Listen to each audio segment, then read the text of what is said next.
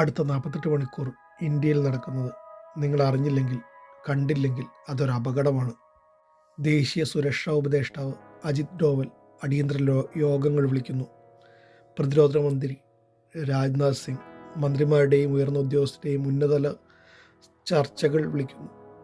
ഇതിനൊക്കെ പുറമെ പ്രധാനമന്ത്രി ശ്രീ നരേന്ദ്രമോദി എല്ലാ സംസ്ഥാനങ്ങളിലെയും മുഖ്യമന്ത്രിമാരുമായിട്ട് നേരിട്ട് ചർച്ച നടത്തുന്നു.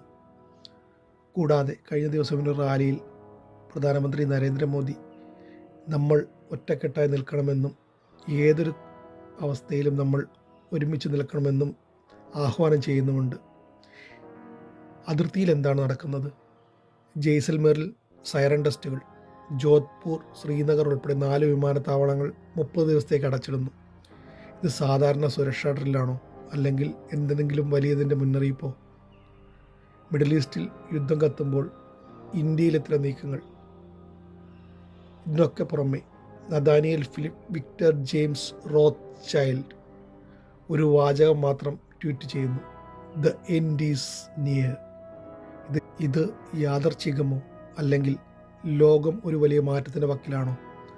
നമ്മൾ ശ്രദ്ധിക്കാത്തപ്പോൾ ചരിത്രം മാറ്റി എഴുതപ്പെടുകയാണോ? ചിന്തിക്കൂ.